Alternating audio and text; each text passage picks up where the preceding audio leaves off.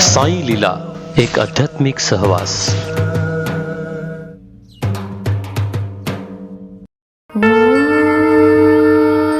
नमो भगवते वासुदेवाय.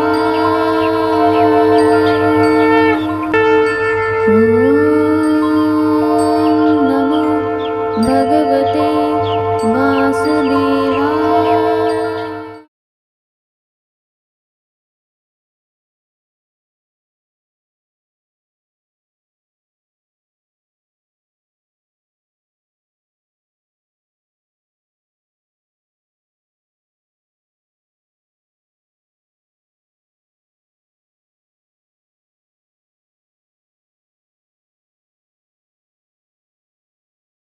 सूर्यकोटि समप्रभ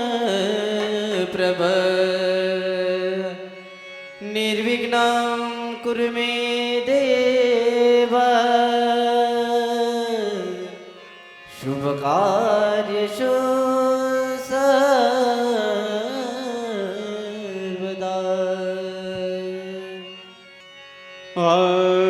आइए महाराज विराजे, आइए महाराज विराजे, आइए महाराज विराजिए, आइए महाराज विराजे, आइए महाराज विराजे, आइए महाराज विराजिए, आइए महाराज विराजिए.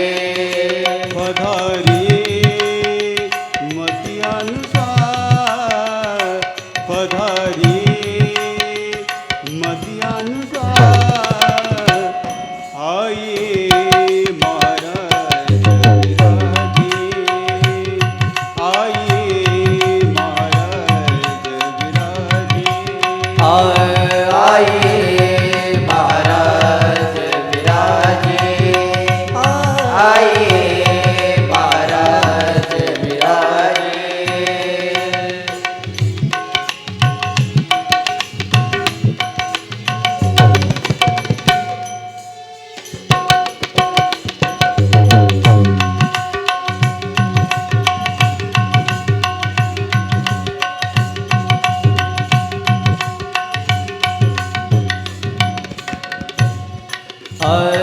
पधारिए जितबु कुमार, पधारिए जितबु कुमार, आइए महाराज विराजिए, आइए महाराज विराजिए, आइए महाराज विराजिए.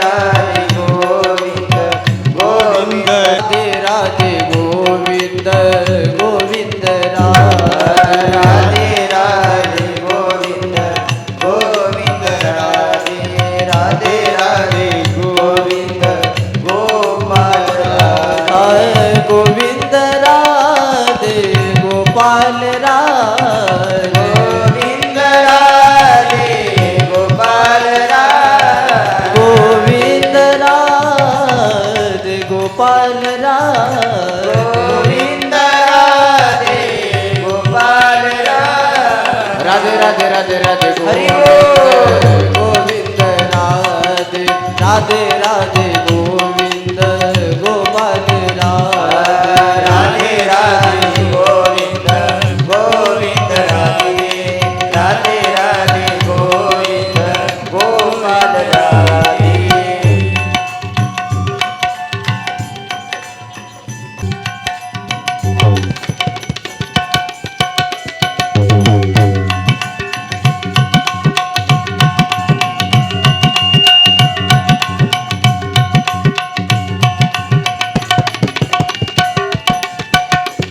हरे गोविंद राधे गोपाल राधे गोविंद राधे गोपाल राधे गोविंद राधे गोपाल राधे गोविंद राधे गोपाल राधे राधे राधे राधे गोविंद गोपाल राधे राधे राधे गोविंद गोविंद राधे राधे गोविंद गोविंद राधे गोविंद राधे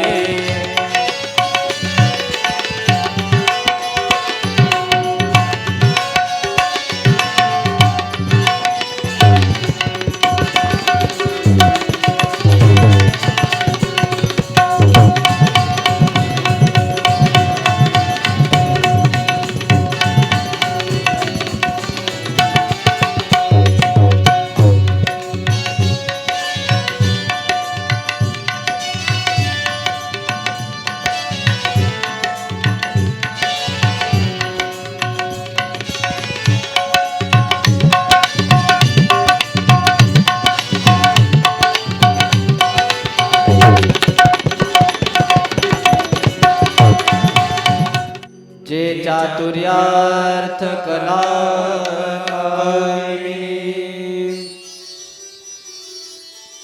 ते शारदा विश्वमोहिनी नमस्कारिणी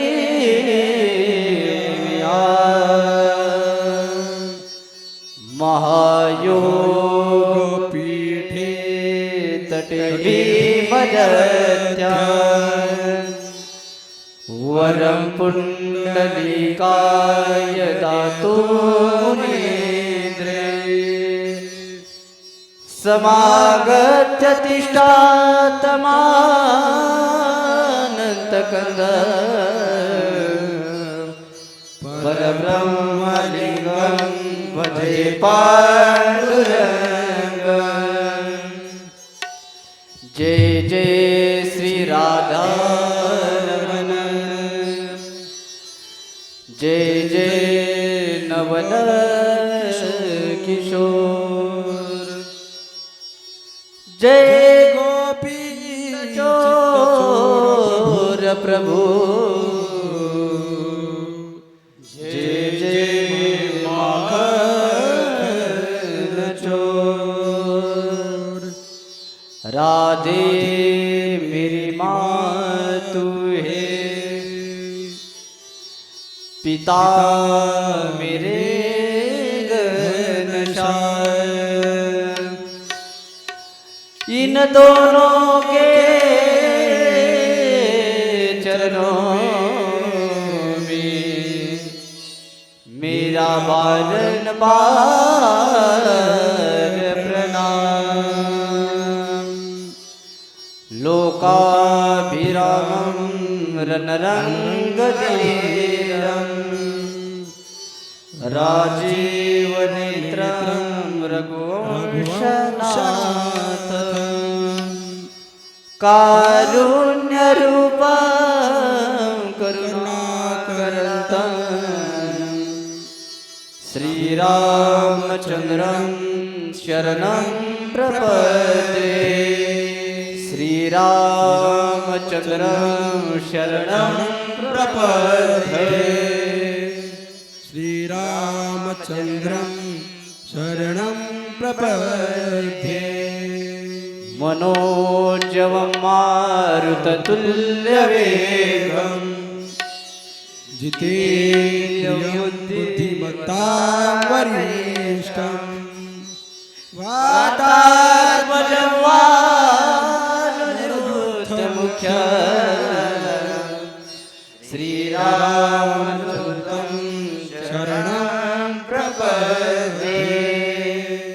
कृष्णं नारायणं वन्दे कृष्णं वन्दे व्रजप्रिया कृष्णं द्वैपायनो वन्दे कृष्णं वन्दे पृथासुत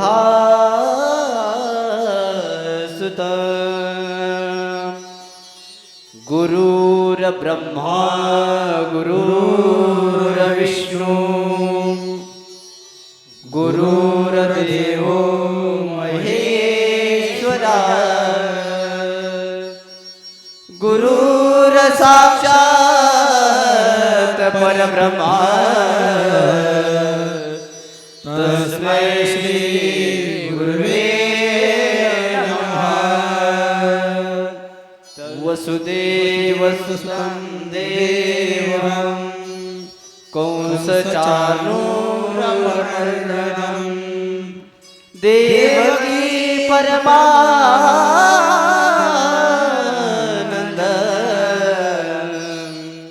कृष्णं वन्दे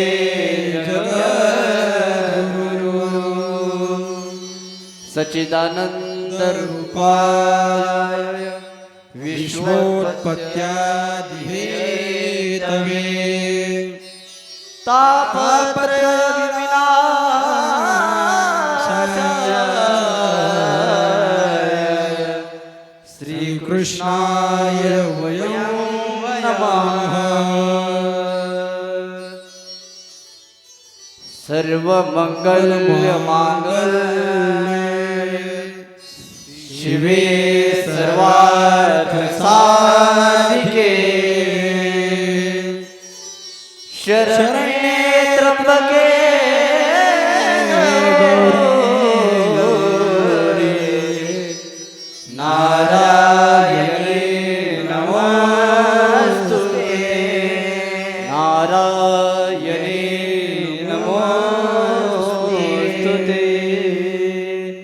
जय जय श्री राधेश्याम जय जय श्री राधेश्याम।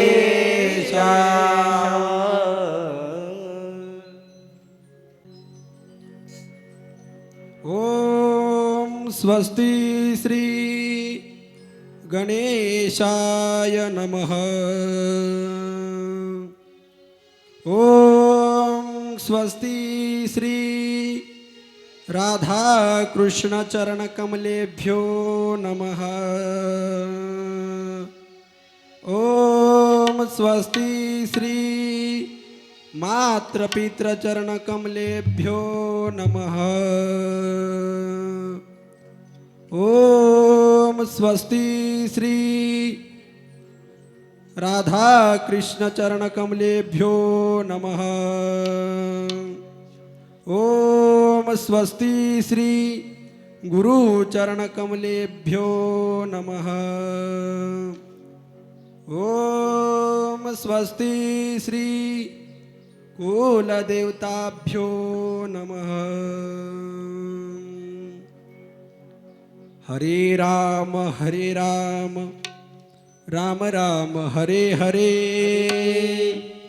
हरे कृष्ण कृष्ण कृष्ण कृष्ण हरे हरे हरे हरे राम राम राम हरे हरे हरे कृष्ण कृष्ण कृष्ण हरे हरे सर्वांनी हाताने हरे ताली राम वाजवून राम राम हरे हरे हरे कृष्ण कृष्ण कृष्ण हरे हरे हरे राम राम राम हरे हरे हरे कृष्ण कृष्ण कृष्ण हरे हरे हरे राम राम राम हरे हरे हरे कृष्ण कृष्ण कृष्ण हरे हरे कृष्ण कृष्ण कृष्ण हरे हरे हरे राम राम हरे हरे हरे कृष्ण कृष्ण कृष्ण हरे हरे हरे राम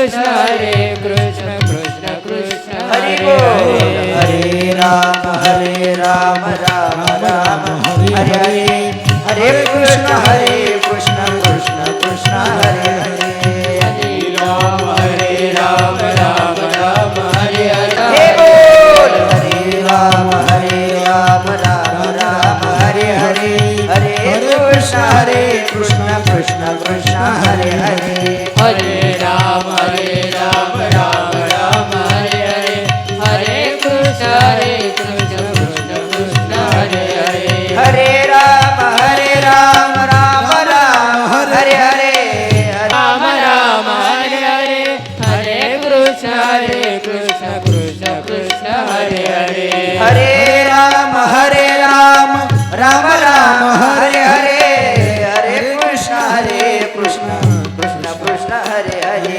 हरे राम राम राम हरे हरे हरे कृष्ण कृष्ण कृष्ण हरे हरे हरे राम राम हरे हरे हरे कृष्ण कृष्ण हरे हरे हरे राम राम हरे हरे हरे कृष्ण कृष्ण कृष्ण हरे हरे हरे राम राम हरे हरे हरे कृष्ण कृष्ण कृष्ण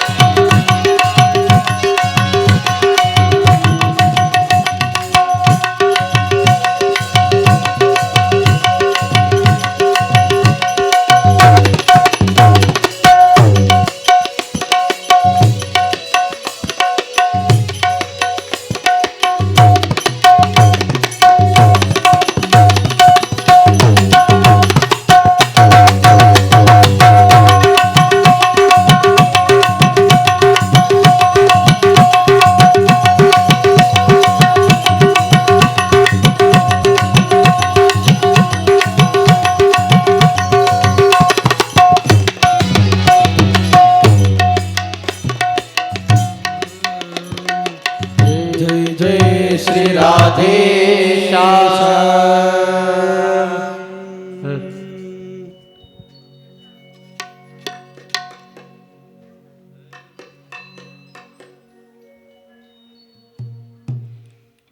श्री गणेशाय नमः. रामकृष्ण हरी. परंपरात्पर अखिलेश्वर अकारण करुणा वरुणालय तडिंदित वेडिंदित पितांबरधारी भक्त वांछल कल्पतरू भगवान पंढरीश पांडुरंग परमात्म्याच्या चरणी नतमस्तक होतो. या ठिकाणी उपस्थित सर्व श्रोतृवर्ग असेल, मातृवर्ग असेल, पितृवर्ग असेल, सर्वांच्याच चरणी नतमस्तक होतो आणि आजच्या कथेला या ठिकाणी प्रारंभ करतो. काल कथेच्या प्रथम दिवशी आपण कथाभाग श्रवण केला. आपण भगवान श्रीमद भागवत महापुराणाचं महात्म्य काल आपण श्रवण करत होतो. काल आपण बघितलं या श्रीमद भागवत महापुराण ग्रंथाचा महिमा किती आगाध आहे. ज्या वेळेस नारद महर्षींनी भक्तीच्या दोन्ही पुत्रांना तारुण्य अवस्था प्रदान करण्यासाठी श्रीमद भागवत महापुराणाचं वाचन केलं, श्रीमद भागवत महापुराण कथा सांगितली, त्याबरोबर भक्तीचे दोन्ही पुत्रांना जागृत तारुण्य अवस्था प्राप्त झाली. काल आपण कथाभाग बघितला. आज आपण या भागवत ग्रंथाचं अधिक महात्म्य थोडं पाहणार आहोत. वास्तविक पाहता भागवत ग्रंथाचा महिमा मी काय वर्णन करणार. असं सांगतात, असितगिरी समस्यात कंजलम सिंधू पात्रे सुरतरुवरु शाखा लेखनी पत्र मुर्वी लिखित यदि गृहीत्वा शारदा सर्व कालम तदपि तव गुणानामीश पारं नयाति. असित गिरी समस्यात कंजलम सिंधू पात्रे. हो समुद्राची शाई केली, मेरू पर्वताची लेखणी जरी केली आणि लिहायला सरस्वती माता स्वतः जरी बसल्या ना, तरी श्रीमद भागवत महापुराण ग्रंथाचा महिमा वर्णन करू शकणार नाहीत. मी काय सांगू शकणार इथे. तरी सुद्धा भागवताच्या प्रथम श्रीमद भागवत महापुराणाचं महात्म्य सांगण्याचा नियम आहे. मी तुम्हाला कालही सांगितलं, एखाद्या गोष्टीची जर तुम्हाला माहिती मिळावी असं वाटत असेल, त्या गोष्टीविषयी आपल्या अंतःकरणामध्ये प्रेम निर्माण व्हावं असं जर आपल्याला वाटत असेल ना, तर त्यासाठी त्या ग्रंथाचा महिमा सर्वप्रथम महात्म्य आपण सर्वप्रथम बघितलं पाहिजे. आणि ह्या अनुषंगाने आपण भागवताचं अधिक महात्म्य थोडं पाहणार आहोत. पद्मपुराणांतर्गतच नारद भक्ती चरित्र आलेलं आहे. पुढे भागवताचं महात्म्य सांगत असताना सूतजी शौनक ऋषींना सांगत आहे, या भागवताचं महात्म्य काय वर्णन करावं. या घोर अशा कलियुगामध्ये अहो हे जे काही मानव आहेत ना, हे संपूर्ण मानव दुःखाने ग्रासलेले आहेत, पाप कृत्य करत आहेत.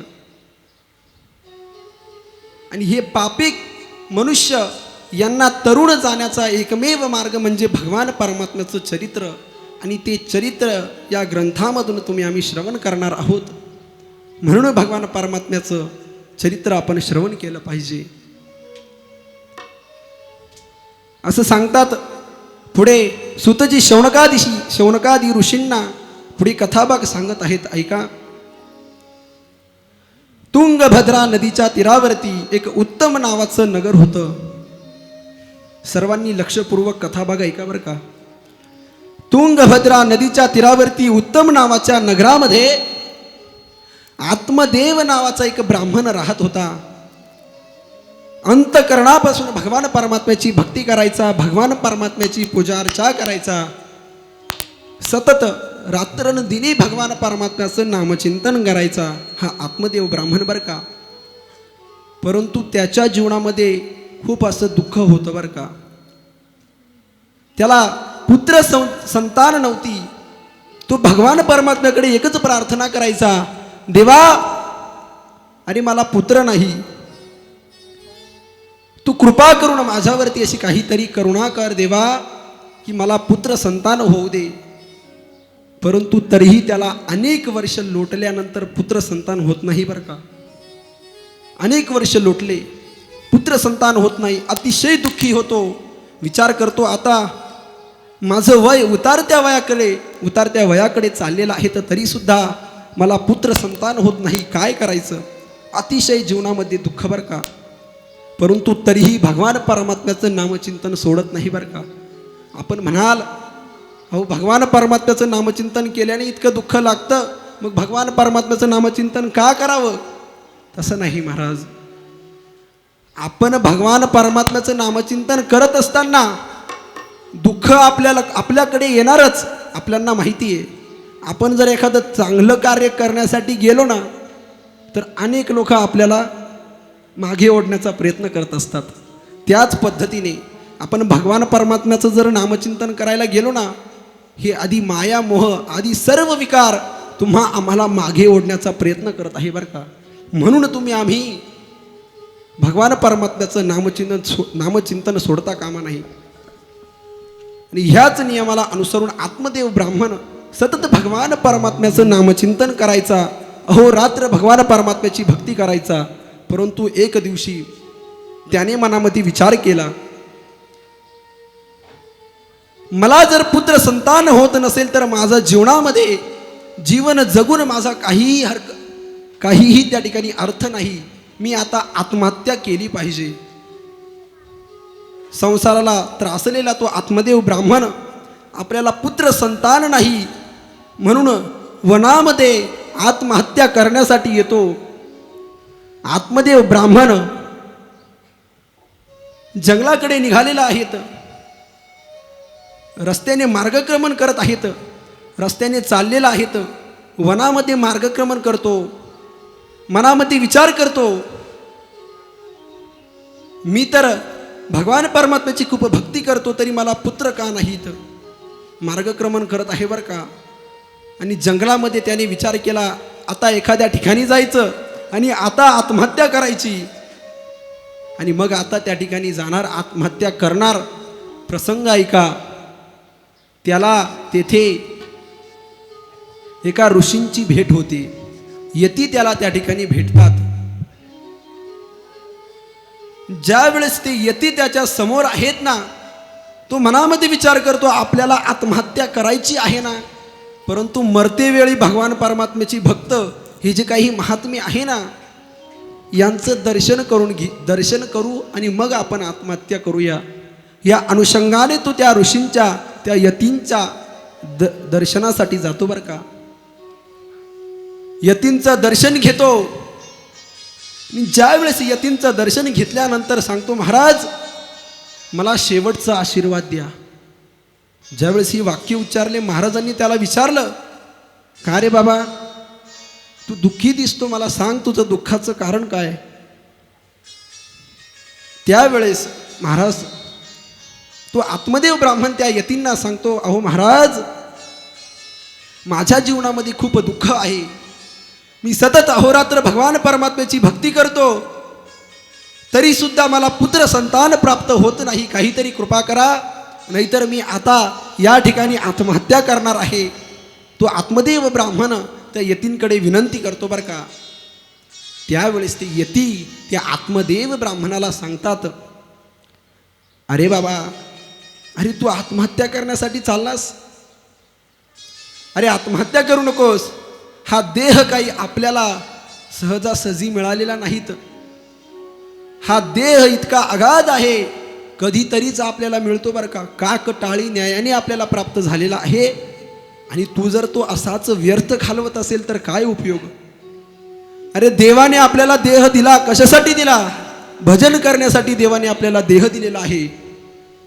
आणि भजन करण्यासाठी दिलेला देह आपण व्यर्थ घालवतो.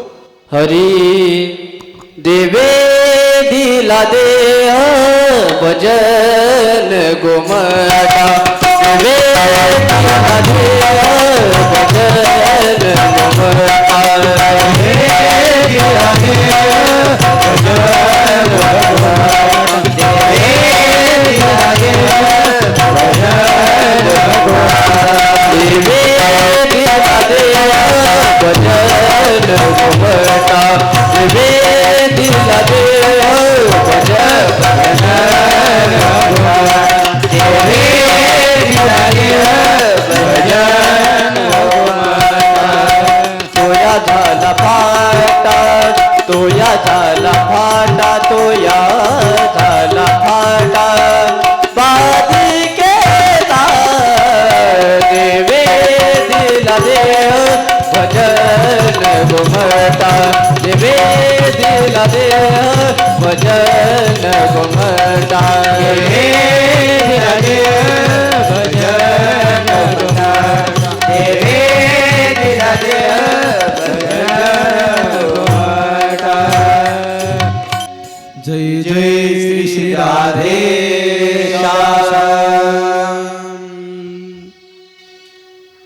ते यती त्या आत्मदेव ब्राह्मणाला सांगतात, अरे बाबा, देवाने आपल्याला हा देह भजन करण्यासाठी दिलेला आहे आणि तू तर संसारातील मोह मायामध्ये अटकलेला आहेस.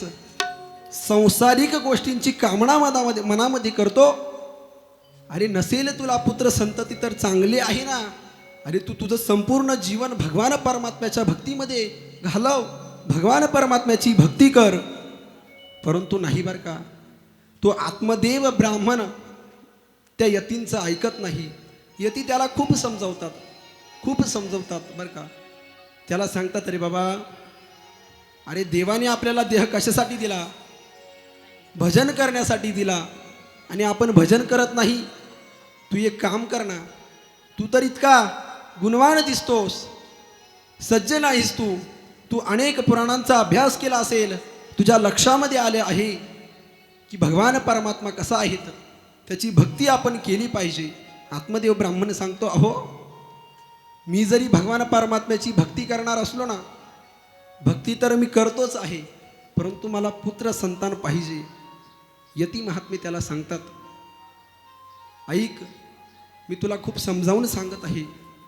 ज्या वेळेस आपण आईच्या गर्भामध्ये असतो, आपल्याला देह भेटणार असतो, त्यावेळेस आपण भगवान परमात्म्याकडे प्रार्थना करतो, देवा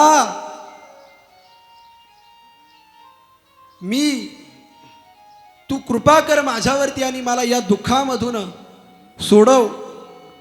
तू जर मला या दुःखामधून जर सोडवलं ना देवा, तर मी तुझं अहोरात्र भजन केल्याशिवाय राहणार नाही.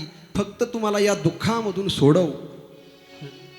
हरी एक वेळ करी या दुःखा वेगळे, एक वेळ करी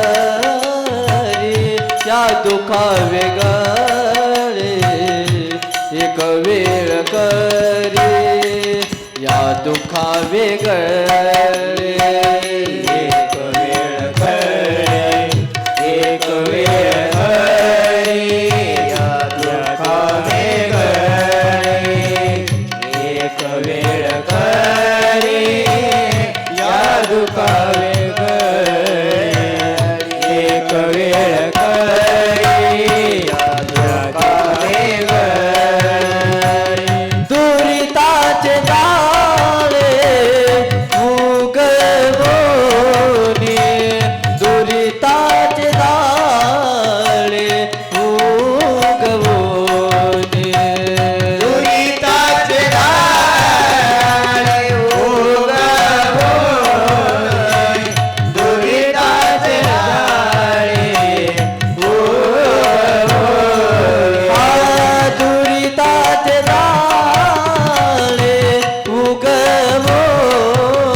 उगवोनी, दुरिताचे जाळे उगवोनी, दुरिताचे जाळे उगवोनी, दुरिताचे जाळे उगवोनी. एक वेळ करी या दुःखा वेगळे, एक वेळ करी या दुःखा वेगळे, एक वेळ करी या दुःखा वेगळे, एक वेळ करी या दुःखा वेगळे, एक वेळ करी या दुःखा वेगळे, एक वेळ करी या दुःखा वेगळे, एक वेळ करी या दुःखा वेगळे, एक वेळ करी या दुःखा वेगळे, या दुःखा वेगळे. जय जय श्री आदेशा. आणि मग त्या ठिकाणी सुद्धा ते ऋषी आत्मदेव ब्राह्मणाला सांगत आहेत, अरे देवाने आपल्याला देह कशासाठी दिला, गर्भवासामधून आपल्याला कशासाठी सोडवलं, त्याचं भजन करण्यासाठी सोडवलं. आणि आपण त्याचं भजन न करता इतर संसारिक मोहमायांमध्ये अटकलो, इतर संसारिक मोहमायांची कामना मनामध्ये करतो. असं करू नकोस. खूप समजावून सांगतो बरं का. तरी सुद्धा तो ब्राह्मण, तो आत्मदेव ब्राह्मण काही ऐकत नाही. सांगतो मी चाललो आता आत्महत्या करण्यासाठी. आणि मग त्यावेळेस ती यती त्या आत्मदेव ब्राह्मणाला सांगतात, अरे बाबा जन्म जन्मांतरे भवित पुण्यम, सप्त जन्मावधीव तव पुत्र नैवच नैवच. मी तुझं प्रारब्ध पाहू शकतो. 7 जन्मांपर्यंत तुला पुत्र संतान नाही, त्यामुळे तू पुत्राचा आग्रह धरू नकोस. तरी सुद्धा तो आत्मदेव ब्राह्मण काही ऐकत नाही बरं का. आणि मग शेवटी ब्राह्मण ते यती महाराज आत्मदेवाला एक फळ देतात. ती फळ आत्मदेवाला सूचना करतात, हे बघ, हे फळ तू तुझ्या पत्नीला खाण्यासाठी दे. ज्या वेळेस तुझी पत्नी हे फळ भक्षण करेल, तेथून पुढे 1 वर्षाच्या अवधीपर्यंत तुझ्या पत्नीने जर सत्यवचन जर बोलले, चांगलं कार्य जर केलं, लोकांची जर मदत केली, तर तुला अतिशय सद्गुणी असा पुत्र होईल. यती महाराजांनी त्याला आशीर्वाद दिला बरं का. आणि त्याला जाण्यासाठी सांगितलं, हे फळ घेऊन तू तुझ्या पत्नीला खाण्यासाठी दे. आणि येथून निघून गेलेले आहेत. आत्मदेव ब्राह्मण अतिशय आनंद होतो. आनंदित झालेला तो आत्मदेव ब्राह्मण आपल्या घरी येतो बरं का. रस्त्याने मार्गक्रमण करत असताना आपल्या घरी येतो आणि तेथे तो आपल्या पत्नीकडे जातो. त्याची पत्नी ज्या वेळेस येते ना, त्याच्या पत्नीला सांगतो, हे दर, हे फळ ज्या वेळेस तू भक्षण करशील ना, हे फळ भक्षण केल्यानंतर तुला आपल्याला पुत्र नाही, आपल्याला नक्की पुत्र होईल. यती महाराजांचा मला आशीर्वाद आहे, म्हणून तू हे फळ भक्षण कर. आत्मदेव ब्राह्मण सांगत आहे. पुढे प्रसंग ऐका बरं का, खूप गोड प्रसंग आहे. ज्या वेळेस आत्मदेव ब्राह्मण त्या धुंदुलीला, त्याच्या पत्नीला सांगतात, हे फळ तू भक्षण कर. आत्मदेव ब्राह्मण आपल्या त्या ठिकाणी काही कार्यासाठी निघून जातात. आणि ज्या वेळेस निघून गेले, ही धुंदुली ते फळ घेते आणि मनामध्ये विचार करू लागते बरं का. ही धुंदुली म्हणजे कोण होती माहिती आहे का तुम्हाला? अतिशय वाईट विचारांची स्त्री होती. कधी भगवान परमात्म्याचं भजन करत नसे, कधी सज्जनांना कधी दान धर्म करत नसे. प्रसंग ऐका. ज्या वेळेस त्या धुंदुकारीने ते फळ घेतलं बरं का, आणि ती मनामध्ये विचार करू लागली, ही फळ जर मी भक्षण केलं ना, तर मला पुत्र होण्यासाठी हे फळ मी भक्षण करेल आणि त्यासाठी मी गर्भवती होईल. मी जर गर्भवती झाले, समजा देव न करो दैवात घाटी, जर आपल्या गावामध्ये दरोडा जर पडला ना आणि सर्व लोक पळून जातील, आणि मी तर गर्भवती झालेली असेल, आणि मी गर्भवती असताना पळणार कशी, त्यामुळे हे फळ आता मी खाऊ शकत नाही, असा मनामध्ये विचार करत असते बरं का ती. पुन्हा त्या ठिकाणी विचार करते, हे फळ जर मी भक्षण केलं तर मी गर्भवती होईल, आणि गर्भवले पदार्थ, माझ्या आवडीचे पदार्थ खाता येणार नाही, आणि जर मी माझ्या आवडीचे पदार्थ खाल्ले नाही तर मी कृश अवस्थेला प्राप्त होईल. त्यामुळे हे फळ मी त्या ठिकाणी काही खाऊ शकत नाही, अशी तिचे विचार होते बरं का. मग ती मनामध्ये विचार करते, आता फळ जर आपण खाल्लं नाही तर आपल्या पतींना उत्तर काय द्यायचं, मग आता काय करायचं. ती आपल्या मैत्रिणींना त्या ठिकाणी सल्ला विचारते. त्यावेळेस ती आपल्या बहिणीकडे जाते बरं का. तिच्या बहिणीला पुत्र होणार होता. मग ती आपल्या बहिणीला सांगते, तुला अनेक पुत्र झालेले आहेत, तुझा जो काही एक पुत्र आहे ना, आता होणारा पुत्र तू मला दे. बहिणीकडे विनंती करते. तिची बहीणही तिला त्या ठिकाणी होकार देते. आणि मग ती धुंदुली काय करते माहिती का, ते फळ घेते ना, आपल्या गाईच्या गोठ्यामध्ये जाऊन गाईला ते फळ भक्षण करण्यासाठी देते. ज्या वेळेस ते फळ गाय भक्षण करते बरं का. प्रकार ऐका. काही दिवसानंतर ती गायही गर्भवती होती बरं का. गाय गर्भवती झालेली आहे, तर ही धुंदुली सुद्धा गर्भवती होण्याचं नाटक करते. गर्भवती होण्याचं नाटक करत असताना ज्या वेळेस ती जाते, आपल्या बहिणीकडून मुलगा आणते आणि गाईला सुद्धा मुलगा होतो बरं का. आत्मदेव ब्राह्मणाच्या घरी आनंद होतो. आत्मदेव मनामध्ये विचार करतो, मला आता पुत्र झाला. अतिशय आनंदी होतो तो आत्मदेव ब्राह्मण. आत्मदेव ब्राह्मण आनंदी झालेला आहे. तो विचार करतो, मला हा जो काही पुत्र झालेला आहे ना, हा सद्गुणी असणार आहे, म्हणून मी याचं नाव माझ्या नावावरतून आत्मदेव ठेवीन.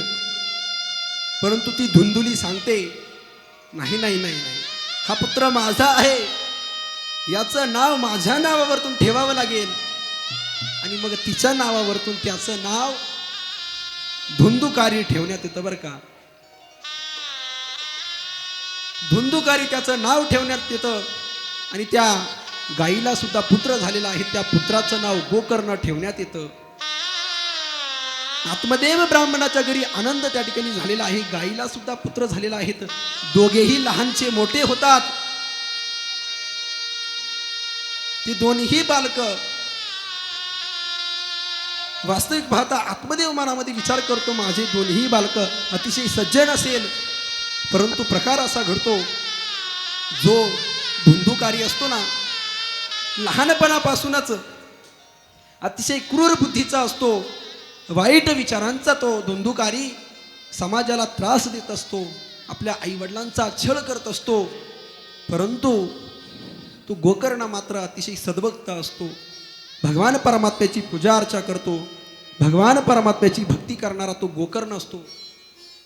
पुढे प्रकार ऐका. ज्या वेळेस या धुंदुकारीच्या त्रासाला कंटाळून त्याचे आई वडील अतिशय त्रासलेले आहेत, ते आई वडील मनामध्ये विचार करतात, अरे पुत्र संतान नव्हती म्हणून आपण मनामध्ये खूप त्रासलेलो होतो, पण जर असा पुत्र जर आपल्याला होणार असेल ना,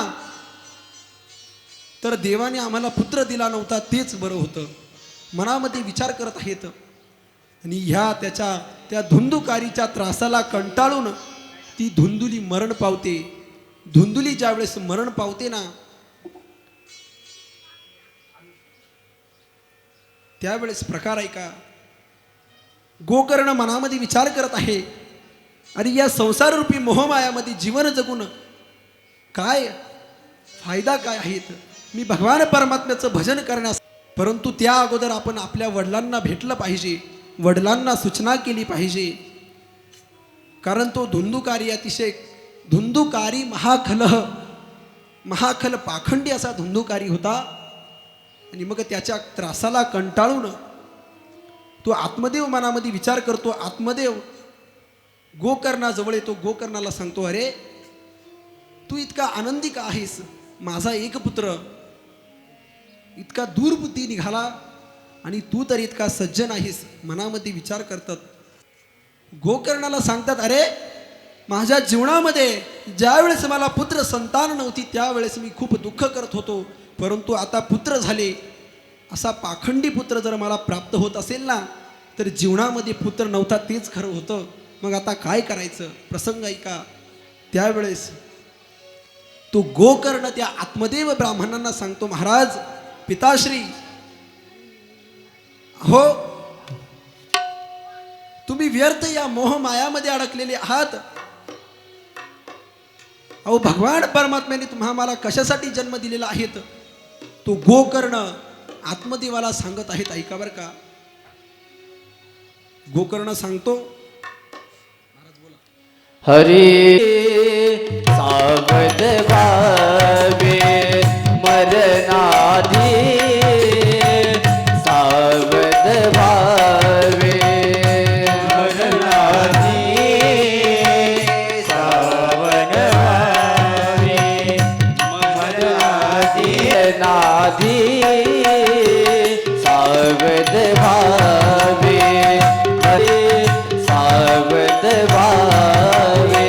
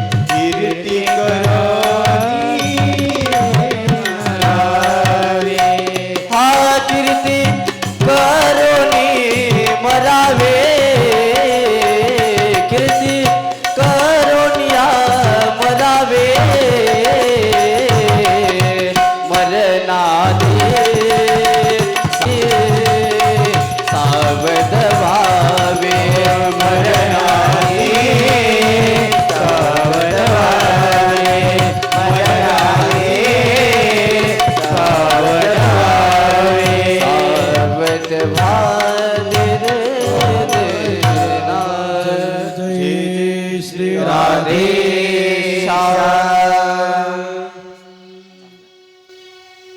तू गोकर्ण आपल्या आईवडिलांना त्या आत्मदेवाला सूचना करतो, पिताश्री अहो तुमचं मरण जवळ आलेलं आहे, मरणाच्या अगोदर आपण सावध झालं पाहिजे. तुम्ही भगवान परमात्म्याचं नामचिंतन करण्यासाठी वनामध्ये जा, असा तो गोकर्ण आपल्या पिताला सांगत आहे बरं का. ज्या वेळेस आपल्या पुत्राचे हे वचन तो आत्मदेव ब्राह्मण ऐकतो, वनाकडे मार्गक्रमण करत आहे. हा गोकर्ण सुद्धा तीर्थयात्रा करण्यासाठी, भ्रमण करण्यासाठी निघालेला आहे. तीर्थयात्रा करण्यासाठी निघून जातो. आत्मदेव ब्राह्मण वनामध्ये मार्गक्रमण करत असताना मनामध्ये विचार करतो, आपल्या मनाला प्रश्न करतो, अरे मी अहोरात्र भगवान परमात्म्याची जरी भक्ती करत असलो ना, तरी सुद्धा मनापासून मात्र मी संसारामध्ये लागलेलो होतो. मनातून मी संसार आसक्तीमध्ये गुंतलेलो होतो, पुत्रादी मोह मायामध्ये गुंतलेलो होतो. विचार करायचो मला पुत्र कधी होईल. ज्यावेळेस पुत्र झाला त्यावेळेस आनंदित झालो, परंतु त्या पुत्राने मला दुःख दिलं. जर असा पाखंडी पुत्र होणार असेल तर मी कशासाठी देवाकडे पुत्र मागितला, मनामध्ये विचार करत आहेत. आपल्या मनाला सांगतो, मला आता तरी तू सावध हो. खूप सुंदर मनाला त्या ठिकाणी सूचना करतो आणि मार्गक्रमण वनामध्ये करत आहेत बरं का.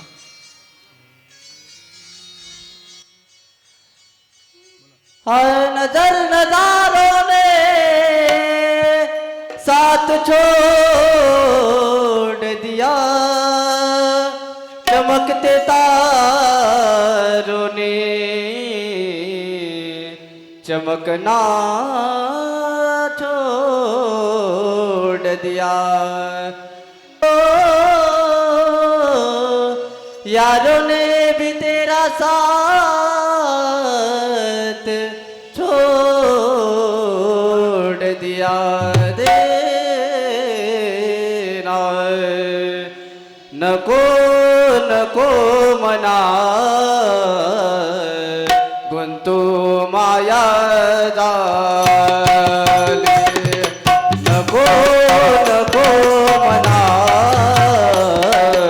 गुंतू माया जाले. नको नको मना गुंतू माया जाले. नको नको मना गुंतू माया जाले. नको माया जाले. नको नको मना मना गुंतू माया जाले. नको नको मना गुंतू माया जाले. नको नको हा काळ आला जवळी द्राचा वया. काळ आला जवळी रा द्राचा वया द्राचा वया. नको नको मनो मना गुंतू माया जाले. नको नको मना गुंतू माया जाले. नको नको मना गुंतू माया जाले. श्री राधे अशा प्रकारे तो आत्मदेव ब्राह्मण वनामध्ये मार्गक्रमण करत असताना मनाला सूचना करतो, अरे मना, या मोह मायामध्ये अडकून काहीही उपयोग नाही. आपण आता भगवान परमात्म्याचं भजन केलं पाहिजे. या अनुषंगाने तो आत्मदेव ब्राह्मण वनामध्ये जातो. एका ठिकाणी निवांत बसतो, भगवान परमात्म्याचं ध्यान करत आहे, ध्यान करत आहे. आणि भगवान परमात्म्याचं ध्यान करता करताच त्याला त्याचं देहावसन होतं बरं का. शेवटच्या काळी सुद्धा, जरी उतारवयामध्ये सुद्धा, परंतु त्याला भगवान परमात्म्याची भक्ती करावी हे कळलं बरं का. ऐका पुढे प्रसंग. इकडे हा धुंदुकारी आता घरी आई नाही, वडील नाही, आपला भाऊ पण नाही. मनामध्ये विचार करतो आता आपल्याला बोलणारे कोणीच नाही. हा धुंदुकारी काय करतो, वाईट स्वभावाचा असल्यामुळे याला पूजा अर्चा करण्यासाठी धार्मिक कार्यांमध्ये सुद्धा कोणी बोलवेना. धार्मिक कार्य त्याला कार्य करण्यासाठी कोणी बोलवत नाही. मग काय करायचं, हा लुटमार करू लागला बरं का. सावकारांच्या घरी चोऱ्या करायचा, वाटसरूंना लुटायचा. आणि त्याने काय केलं, 3-4 वेश्यांना आपल्या घरी घेऊन आला आणि त्यांच्यासोबत आपल्या घरी राहू लागला. एक वेळेचा प्रसंग ऐका. या धुंदुकारीने राजाच्या राजमहली चोरी केली आणि सर्व धन घेऊन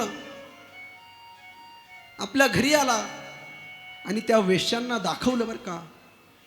ज्यावेळेस वेश्यांनी ते सर्व धन बघितलं, मनामध्ये विचार केला, याने राजाची चोरी केलेली आहेत, निश्चितच राजा याला पकडल्याशिवाय राहणार नाही आणि याच्यासोबत आपणही दोषी सिद्ध होऊ.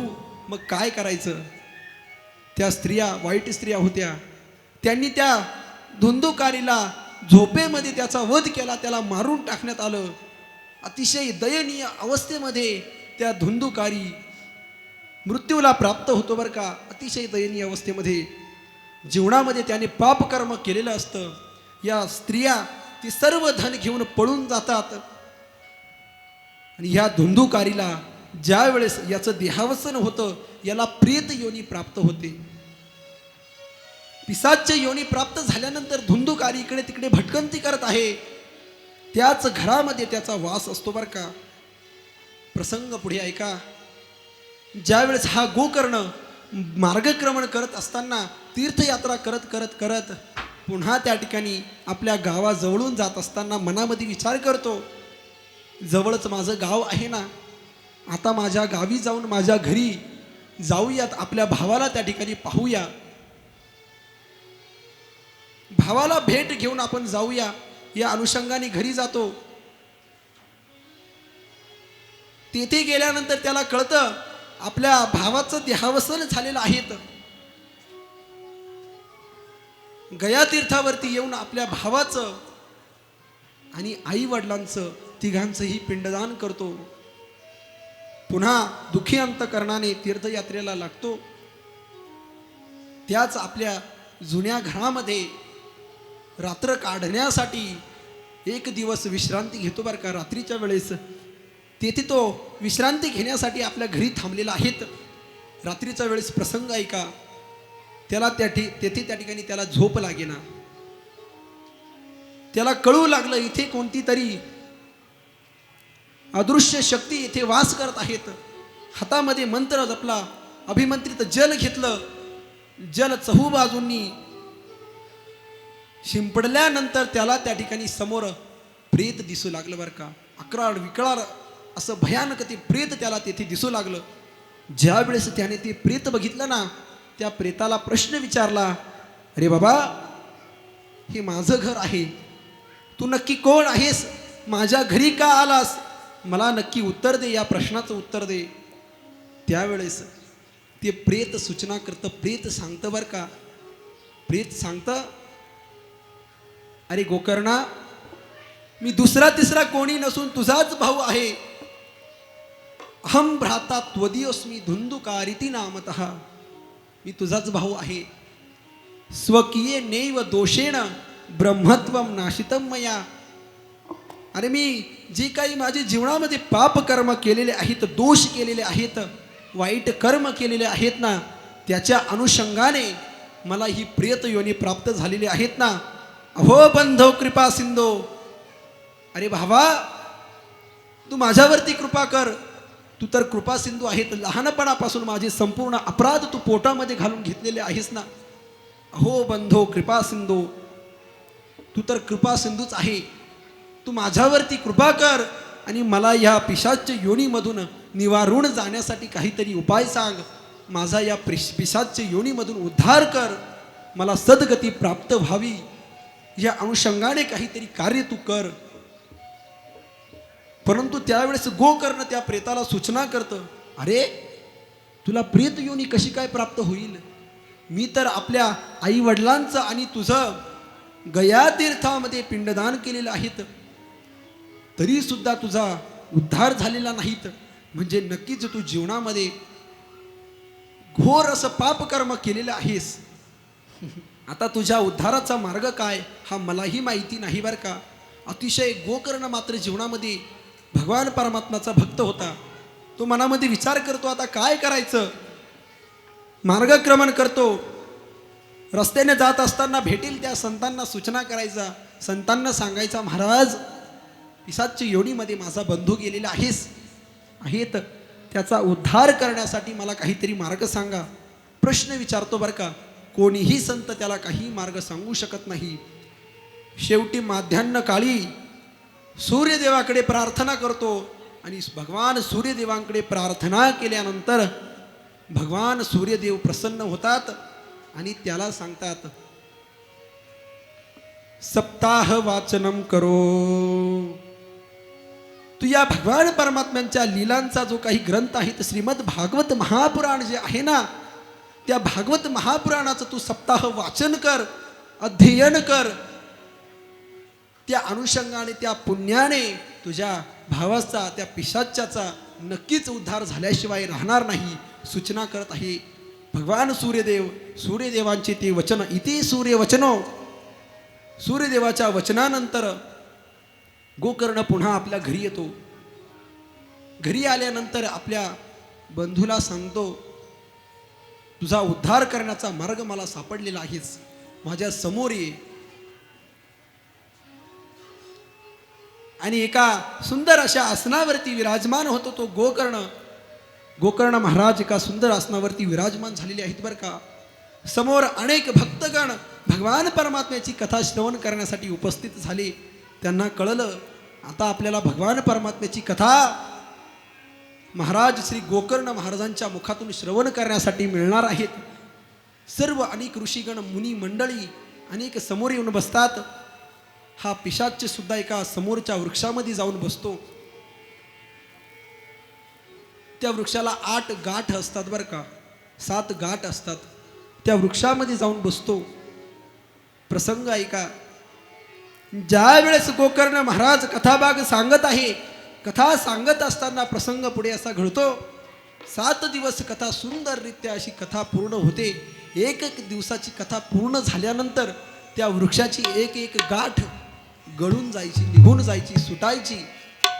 आणि 7ही दिवस कथा श्रवण केल्यानंतर त्या वृक्षाच्या 7ही गाठ सुटल्या आणि अतिशय तेजपुंज देह धारण करून तो धुंदुकारी त्या वृक्षामधून बाहेर येतो आणि त्याला नेण्यासाठी स्वतः भगवान श्रीकृष्ण भगवान परमात्म्याचं गोलोक धामामधून विमान येतं बरं का.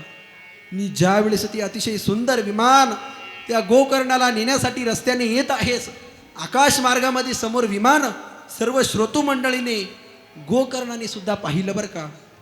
आणि गोकर्णाने बघितलं प्रेत योनीमध्ये असलेला आपला भाऊ अतिशय तेजपुंज देह धारण करून त्या विमानामध्ये विराजमान होतो आणि ते भगवान परमात्म्याचे पार्षद त्या धुंदुकारीला घेऊन भगवान परमात्म्याच्या धामाला जात आहेस. प्रसंग ऐका बरं का. त्यावेळेस गोकर्ण त्यांना म्हणतो, अरे थांबा, अरे पार्षदांनो थांबा, तुम्ही भगवान परमात्म्याचे पार्षद आहात ना, मग भगवान परमात्म्याने तुम्हाला सूचना केली नाही का, ज्यांनी कथा श्रवण केली त्यांना घेऊन जा. आम्ही तर सर्वांनी समोर माझ्या बसलेल्या संपूर्ण श्रोता मंडळीने कथा श्रवण केली आणि तुम्ही एका प्रेतालाच फक्त घेऊन जात आहात. हे बरोबर नाही बरं का. तुम्ही एक काम करा, तुम्ही या सर्वांवरती अन्याय केलेला आहे. तुम्ही काय करा, या सर्वांना नेण्यासाठी विमानांना या सर्व माझ्या श्रोतूगणांना घेऊन जा, कारण या सर्वांनी भगवान परमात्म्याची कथा श्रवण केलेली आहेत. परंतु ते पार्षद धुत्या गोकर्णाला सांगतात, गोकर्ण महाराज, तुम्ही जरी संपूर्ण मंडळीला भगवान परमात्म्याची कथा श्रवण करवली तरी सुद्धा अंतर्मनाने मात्र ह्या धुंदुकारीने म्हणजे या प्रेतानेच भगवान परमात्म्याची कथा श्रवण केली. इतर सर्व श्रोतू फक्त नावासाठी कथेला बसलेले होते. त्यामुळे आम्ही फक्त यांचाच उद्धार करत आहे. याला माहिती आहे आपल्या प्रेतातून उद्धार करण्यासाठी आपल्याला भगवान परमात्म्याची कथा श्रवण करावी लागेल. परंतु या सर्व मोहमायामधील अटकलेल्या मंडळीला मात्र काही भगवान परमात्म्याच्या कथेचं महत्त्व माहिती नव्हतं. म्हणून यांना आम्ही काही घेऊन जाऊ शकत नाही. आणि अशी सूचना त्यांनी त्या गोकर्ण महाराजांना केली. आणि मग त्या धुंदुकारीला घेऊन जातात, भगवान परमात्म्याच्या लोकामध्ये घेऊन जातात. अशी सुंदर अशी गोकर्ण आख्यान मी तुम्हाला आता सांगितलेलं आहे. कशासाठी सांगितलं तुम्हाला? भगवान श्रीकृष्ण परमात्म्याच्या पावन अशा लीला ज्या ग्रंथामध्ये आहेत ना, त्या ग्रंथाचं जोपर्यंत महिमान महात्म्य आपण तन मनापासून अंतकरणापासून मान्य करत नाही ना, तोपर्यंत तुमचा आमचा उद्धार होऊ शकत नाही. आणि म्हणून जर आपल्याला वाटत असेल आपला उद्धार व्हावा ना, अंतकरणापासून भगवान परमात्म्याची कथा श्रवण केली पाहिजे. अंतकरणापासून कथा श्रवण केली पाहिजे. महाराज, सुंदर असं महात्म्य त्या ठिकाणी आज भागवत ग्रंथातील आपण पाहिलं. आपण ग्रंथामध्ये प्रवेश करत आहोत. ऐका, प्रथम स्कंदामध्ये भागवत ग्रंथ भूतलावरती कोणी कोणाला सांगितला हे सांगण्यात आलेलं आहे बरं का. भागवत ग्रंथ सर्वप्रथम भूतलावरती राजा परीक्षितीला शुकदेव महाराजांनी सांगितलेलं आहे. भागवताच्या प्रथम स्कंदामध्ये त्याचं वर्णन आलेलं आहे. प्रथम स्कंद आता आपण अभ्यासणार आहोत. त्या अगोदर 2 मिनिटं भगवान परमात्म्याचं भजन करूयात. हरे मुरारी हे नाथ नारायण वासुदेव. कृष्ण गोविंद हरे मुरारी नाथ नारायण वासुदेवा. कृष्ण गोविंद हरे मुरारी हे नाथ नारायण वासुदेवा. कृष्ण गोविंद हरे मुरारी हे नाथ नारायण वासुदेवा. हे नाथ नारायण वासुदेव. हे नाथ नारायण वासुदेव. हरे नाथ नारायण वासुदेव. हे नाथ नारायण वासुदेव. हे नाथ नारायण वासुदेव. हे नाथ नारायण वासुदेव. हरे नाथ नारायण वासुदेव. हे नाथ नारायण वासुदेव. हरि बोल राधे राधे. हे नाथ नारायण वासुदेव. कृष्ण गोविंद हरे मुरारी हे नाथ नारायण वासुदेव. हे नाथ नारायण वासुदेव. हे नाथ नारायण वासुदेव. हे नाथ नारायण वासुदेव. हे नाथ नारायण वासुदेव. कृष्ण गोविंद हरि बोल राधे राधे. हे नाथ नारायण वासुदेव. कृष्ण गोविंद हरे मुरारी हे नाथ नारायण वासुदेव. कृष्ण गोविंद हरे मुरारी हे नाथ नारायण वासुदेव. जय हो.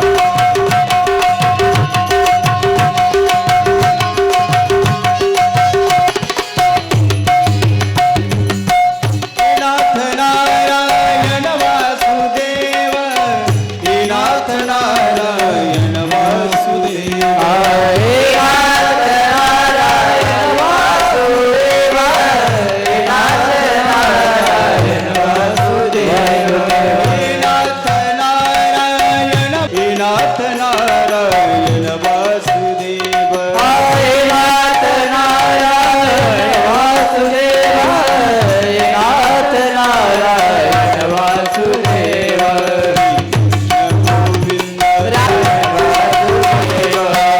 कृष्ण गोविंद हरे हरे नाथ नारायण वासुदेव कृष्ण गोविंद हरे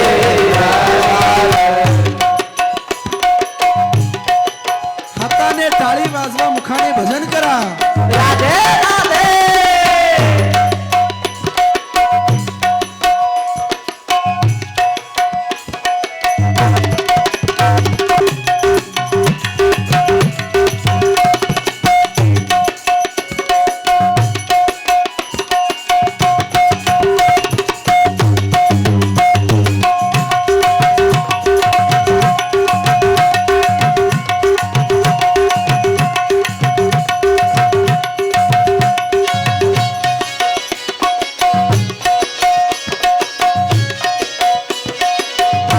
राधे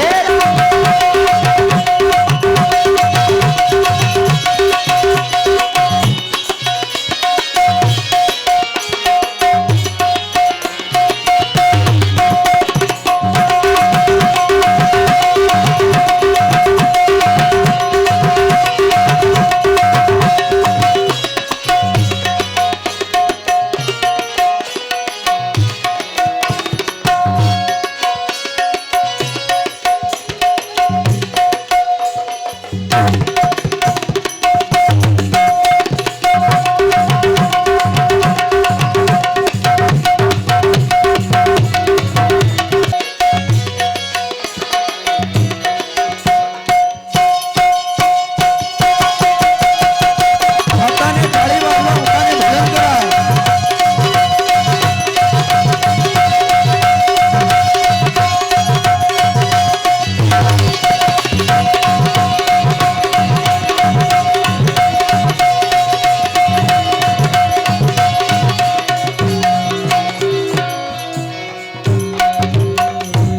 जय जय श्री राधे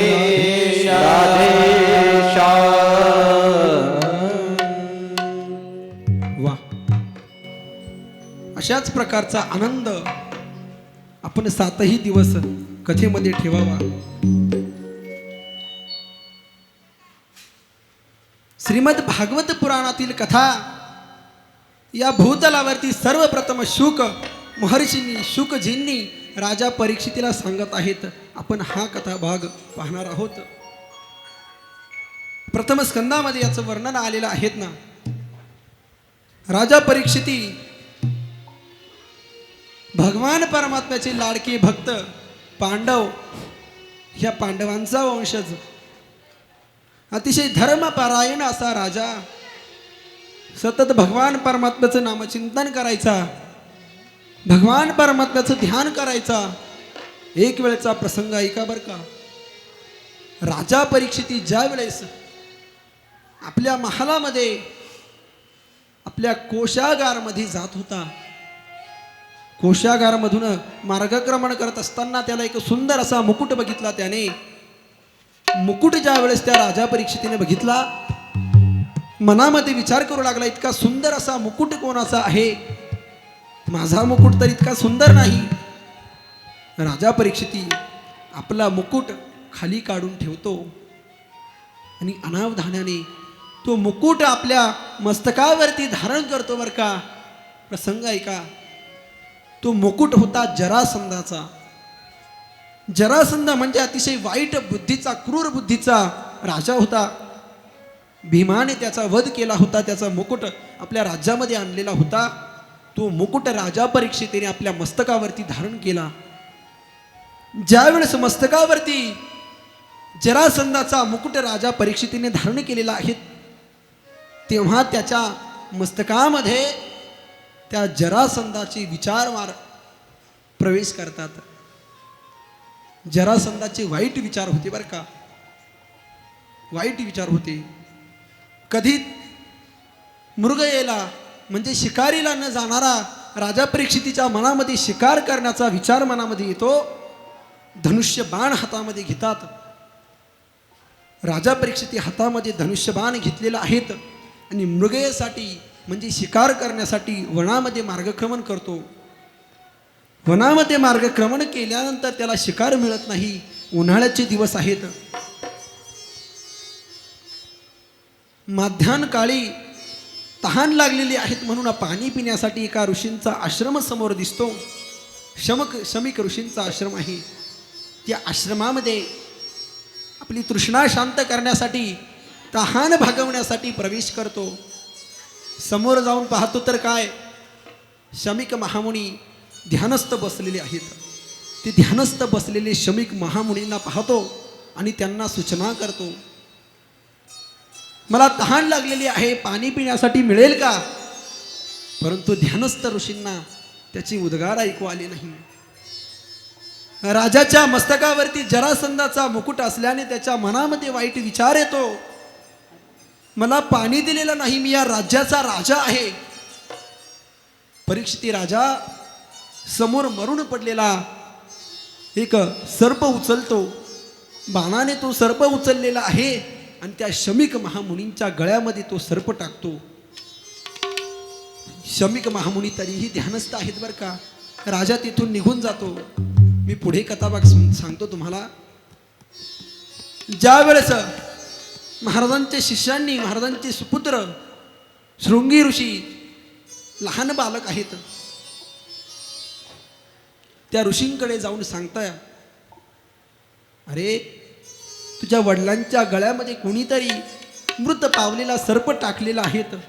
ज्या वेळेस ही सूचना त्या लहान बालकाला, त्या ऋषी बालकाला सूचना कळते ना, तो मनामध्ये अतिशय क्रोधायमान झालेला तो बालक आश्रमामध्ये येतो आणि क्रोधावस्थेमध्ये शाप देऊन टाकतो, ज्याने कोणी माझ्या पित्याच्या गळ्यामध्ये हा मृत सर्प टाकलेला आहे ना, त्याला सुद्धा येत्या 7 दिवसामध्ये तक्षक नावाच्या सर्पापासून दंश होईल आणि त्याचा मृत्यू होईल. श्राप दिलेला आहे, ऋषी श्राप आहे बरं का. ज्या वेळेस हा श्राप शमिक महामुनींना कळतो, शमिक महामुनी अंतर्यामाने जाणतात नक्की प्रकार काय घडला, त्यांच्या लक्षामध्ये येतं आणि आपल्या लहान बालकाला सांगतात, अरे अनावधानाने का होईना तू आपल्या देशाच्या, आपल्या राज्याच्या महान राजाला श्राप दिलेला आहे. त्यांचं तसं करण्याचं प्रयोजन नव्हतं, परंतु त्यांचे विचार परिवर्तित झालेले होते. आता एक काम कर, त्या राजाला जाऊन सूचना तरी देऊन ये. ऋषी जातात, ते बालक जातात, राजाला सूचना करतात, महाराज आपल्याकडून असं असं कृत्य घडलं होतं, त्यामुळे आपल्याला 7 दिवसामध्ये तक्षक नावाच्या सर्पापासून दंश मिळेल, आपला मृत्यू होईल, असा श्राप तुम्हाला लागलेला आहेस. आणि ज्या वेळेस ही उद्गार राजाच्या कानावरती पडतात ना, राजा आपल्या सिंहासनावरतून खाली येतो. त्याला आपला अंतकाळ 7 दिवसामध्ये समोर दिसू लागतो. मृत्यूच्या भयाने राजा मनामध्ये विचार करतो, आता नक्की काय केलं पाहिजे. आणि त्याला आपल्या पूर्वजांचं चरित्र आठवतं, भगवान परमात्म्याची त्यांना संगती लागलेली होती. तो मनामध्ये विचार करतो, अरे मी इतकी दिवस राज्य केलं, 7 दिवसामध्ये माझा मृत्यू जवळ आलेला आहे, तरी सुद्धा मला भगवत प्राप्ती अजून झालेली नाही, भगवान परमात्म्याची प्राप्ती अजून झालेली नाही आणि 7 दिवसात मी मरणार आहे. या देहाला आल्यानंतर मी भगवान परमात्म्याचं भजन केलं नाही, आता काय करायचं.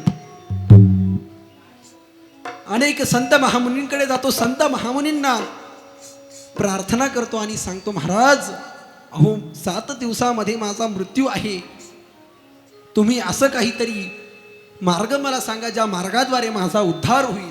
राजा परीक्षिती सांगत आहे. अनेक संत मंडळीला विचारतो. वास्तविक पाहता खऱ्या अर्थाने हे चरित्र जर आपण बघितलं ना, तुमच्या आमच्या अंतःकरणामध्ये सुद्धा आपल्याविषयी हे चरित्र आपल्याला अगदी मिळतं जुळतं आहे बरं का. राजा परीक्षितीला 7 दिवसामध्ये सर्पदंशाने मृत्यू होता. आम्ही 7 दिवसातच मरणार आहे. सोमवारपासून रविवारपर्यंत 7च दिवस आहे. या 7च दिवसामध्ये आम्ही मरणार आहोत. सर्पदंशाने राजाचा मृत्यू होणार आहे. आमचा मृत्यू सुद्धा सर्पदंशानेच होणार आहे. त्याचं नाव आहे काळ. तो सर्प आम्हाला सुद्धा ग्रासणार आहे. म्हणून आपण अंतःकरणापासून या कथेचा श्रवण केलं पाहिजे. राजा परीक्षितीचे डोळे उघडले, मनामध्ये विचार करतो, मला भगवत प्राप्ती कोणत्या अनुषंगाने होईल, आता काय करायचं. तसेच त्याच पद्धतीने आम्ही सुद्धा मनामध्ये विचार केला पाहिजे, मला भगवान परमात्म्याची प्राप्ती कोणत्या उद्देशाने होईल, कोणत्या कार्याने होईल. राजन जातात, अनेक संत महामुनींना विचारतात, अनेक संत महात्मुनींना. शेवटी गंगा नदीच्या तीरावरती येतात आणि त्या ठिकाणी आसन मांडून बसलेले आहेत. अतिशय सद्गुणी राजा असल्यामुळे अनेक संत महात्मे राजाला भेटण्यासाठी येतात. संत महात्मे राजाला भेटण्यासाठी येतात आणि राजाला सूचना करतात, महाराज आपला 7 दिवसामध्ये मृत्यू येणार आहे, आपल्याला काय पाहिजे. राजन सर्वांना सांगतो, माझा उद्धाराचा मार्ग मला सांगा. आणि त्या ठिकाणी राजनचा उद्धार करण्यासाठी महान असे भगवत भक्त, भगवान परमात्म्याचे भक्त श्री सुखदेवजी महाराज तेथे येतात. बोलिये सुखदेवजी महाराज की जय. भगवान परमात्म्याचे अतिशय जवळचे भक्त असे सुखदेवजी महाराज यांचं आगमन त्या ठिकाणी होतं. आणि सुखदेवजी महाराज राजाला सांगतात, राजन तुझा उद्धार जर तुला करायचा असेल ना, तर भगवान परमात्म्याची कथा तू श्रवण केली पाहिजे. राजन अतिशय दुःखी झालेले ते परीक्षिती राजा सुखदेव महाराजांना बसण्यासाठी आसन देतात. महासने सोप विवेश पूजिता, त्यांचं पूजन करत आहे. पूजन करत असताना राजांना प्रश्न विचारतो. राजा प्रश्न विचारतो महामुनींना, महाराज हो 7 दिवसामध्ये माझा मृत्यू काळ, मृत्यूला मी सामोरं जाणार आहे, मृत्यू मला ग्रासणार आहे. 7 दिवसामध्ये माझा उद्धार होईल असं कार्य मला सांगा, ज्याद्वारे मला भगवान परमात्म्याची प्राप्ती होईल. सुखदेवजी महाराज सर्वप्रथम राजाला शांत करतात. राजाला सांगतात, राजन तुम्ही चिंता करू नका.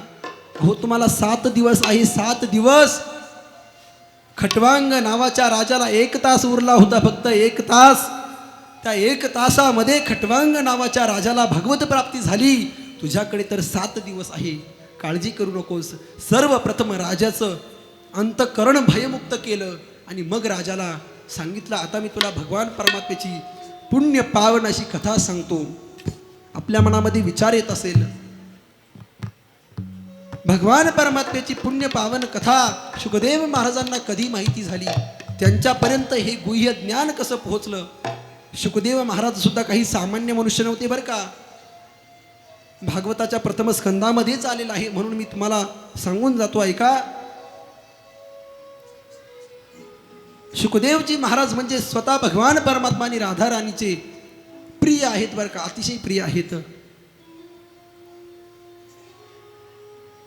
ज्या वेळेस भगवान शिवजी आणि पार्वती माता नदी काठी बसलेले आहेत बरं का, आणि त्या ठिकाणी भगवान शिवजी यांना पार्वती माता प्रश्न विचारते, तुम्ही सतत भगवान परमात्म्याचं नामचिंतन करता, एखादी अशी पुण्य पावन अशी कथा आहे की ज्याद्वारे संपूर्ण चराचराचा उद्धार होऊ शकेल. तुम्ही सुद्धा अहोरात्र त्या भगवान परमात्म्याचं भजन करता, त्या भगवान परमात्म्याचं चरित्र लीला तुम्ही मला सांगा ना. पार्वती माता विचारते, तुम्ही मला भागवत महागुह्य ज्ञान सांगा. आणि त्यावेळेस भागवत गुह्य ज्ञान सांगण्यासाठी भगवान शिवजी त्या नदीकाठी विराजमान झालेले आहेत. विचार करतात जवळ कोणीही नसावं, ह्या अनुषंगाने हातामध्ये डमरू घेतात. भगवान शंकरांचं वाद्य डमरू, ते डमरू जोरात वाजवतात महाराज. ज्यावेळेस भगवान शंकर डमरू वाजवतात ना, त्या डमरूच्या आवाजाने, त्या नाद घोषाने जवळ असलेले सर्व पशु पक्षी जीव जंतू निघून जातात. परंतु शुकाचार्य पक्षी रूपाने तिथे आहेत बरं का. लहान पिल्लू आहेत पक्षाचं, तिथे विराजमान आहेत, एका झाडाखाली आहेत. भगवान शिवजी गुह्य ज्ञान सांगण्यासाठी पार्वती मातेला आसनावरती विराजमान होतात. पार्वती मातेला गुह्य ज्ञान सांगू लागतात आणि ते ज्ञान ऐकताना मात्र पार्वती मातेला समाधी लागते. समाधी अवस्था पार्वती मातेला लागल्यानंतर भगवान शिवजी गुह्य ज्ञान सांगत आहे ना. आता एखादा मनुष्य जर सांगत असेल, समोरचा मनुष्य जर ऐकत असेल तर त्याला हुंकार द्यावा लागतो. पार्वती मातेला समाधी लागलेली आहेत, तरी सुद्धा भगवान शंकरजी कथा सांगत आहेत आणि त्यांना समोरून हुंकार मिळत आहे. ज्यावेळेस भगवान शिवजींनी डोळे उघडून बघितलं, पार्वती मातेला समाधी अवस्था प्राप्त झालेली आहे, तर मग मला हुंकार कोण भरत आहे, मी कथा नक्की कोणाला सांगितली. आणि त्यावेळेस या शुक पक्षाकडे लक्ष जातं. महाराज शुकाकडे लक्ष गेल्यानंतर सांगतात, तू भगवान परमात्म्याची कथा श्रवण केली, चांगलं आहे, भगवान परमात्म्याचं चरित्र श्रवण केलं पाहिजे, परंतु ते हे चरित्र चोरून श्रवण केलं. चोरून भगवान परमात्म्याचं चरित्र श्रवण करू नये. तुला आता मी शिक्षा केल्याशिवाय राहणार नाही. भगवान शंकर त्या पक्षामागे त्रिशूल घेऊन धावतात बरं का. ती शुकाचार्य पक्षी रूपाने उडत उडत पृथ्वी लोकावरती येतात आणि पृथ्वी लोकामध्ये आल्यानंतर महर्षी वेदव्यासजी ज्यांनी या ग्रंथाची रचना केली, त्यांच्या पत्नीच्या मुखामधून गर्भामध्ये प्रवेश करतात आणि व्यासांच्या पुत्र रूपाने प्रगट होतात. वास्तविक पाहता सर्वप्रथम 12 वर्षाच्या अवधीपर्यंत शुकाचार्य आईच्या पोटामध्ये आहेत बरं का. 12 वर्ष अवधी त्या ठिकाणी लोटत आहेत, तरी सुद्धा आईच्या पोटामधून शुकाचार्य बाहेर येत नाही. व्यास महर्षी शुकाचार्यांना उपदेश करतात, अरे पुत्रा, अरे तू बाहेर का येत नाहीस. त्यावेळेस शुकाचार्य सांगतात, बाबा अहो मला या संसारामध्ये यायचं नाही. या संसारामध्ये जर मी आलो ना, माझा उद्धार होणार नाही. इथे खूप पाप आहे, कर्म आहेत, खूप पाखंडी लोक राहतात, मला याची प्रचिती आलेली आहेत, म्हणून मी या संसारामध्ये येणार नाहीत, जन्माला मी येणार नाहीत बरं का. शेवटी वेदव्यासजी ब्रह्मदेवाचं पाचारण करतात. ब्रह्मदेव त्या शुकाचार्यांची समजूत घालतात. 12 वर्षाचे शुकाचार्य मग जन्माला येतात, परंतु जन्माला आल्याबरोबर पळत सुटतात, रस्त्याने पळत पळत जातात. वेदव्यासजी आपल्या पुत्राच्या मागे मागे धावत आहे. यम प्रवजंतमनुपेतमपेत कृत्यम द्वैपायनो विरह कातर आजुहाव पुत्रेति तन्मयतया तरवोभिनेदुस्तम सर्वभूत हृदयं निमानतोस्मि. शुकाचार्य समोर पळत आहे, मागे मार्गक्रमण करत असताना वेदव्यासजी त्यांच्या मागे मागे पळत आहे. शुकाचार्य कोणत्या दिशेला गेले, वृक्षांना सुरतरू वृक्षांना विचारतात, अरे वृक्षांना माझा पुत्र पळत गेलेला आहे, कुठे गेला मला सांगा. रस्त्याने जातात, शुकाचार्य काही भेटत नाही. पुढे जाऊन पाहतात तर काय, शुकाचार्य एका ठिकाणी एका वृक्षाखाली आसनावरती बसून भगवान परमात्म्याचं ध्यान करण्यासाठी ध्यानस्थ बसलेले आहेत. विचार करतात, शुकाचार्यांचा जन्म, भगवान परमात्म्याचं जे चरित्र त्यांनी भगवान शिवजींकडून श्रवण केलेलं आहेत ना, ती चरित्र इतरांना सांगण्यासाठी यांचा जन्म आहेत. या पृथ्वी लोकावरती इतरांना हे चरित्र माहिती व्हावं या अनुषंगाने यांचा जन्म आहेत. आणि हे जर असेच समाधी अवस्थेमध्ये असले तर भगवान परमात्म्याचं चरित्र सांगणार कोण. आणि मग वेदव्यासजी काय करतात, त्यांना माहिती आहे शुकाचार्यांना भगवान परमात्म्याचं चरित्र अतिशय आवडतं बरं का. मग ते काय करतात, आपल्या 2 शिष्यांना जवळ बोलवतात. शिष्यांना त्या ठिकाणी श्लोक सांगतात, 2 श्लोक सांगतात आणि ते श्लोक सांगतात. माझ्या पुत्राजवळ जाऊन एकच श्लोक म्हणायचा आणि पुन्हा त्या ठिकाणी निघून यायचं सांगितलं. विचारले त्याने की इतकं पावन चरित्र कोणाचं आहे, कोणी सांगितलं तुम्हाला, तर त्याला माझ्याकडे घेऊन यायचं. वेदव्यासजी सांगतात. ते दोन्ही शिष्य शुकाचार्यांच्या जवळ येतात. शुकाचार्य समोर बसलेले आहेत. समाधी अवस्थेमध्ये असलेले शुकाचार्यांच्या जवळ जातात आणि लांबूनच एक श्लोक म्हणतात. भगवान परमात्म्याचं स्वरूप सांगणारा श्लोक.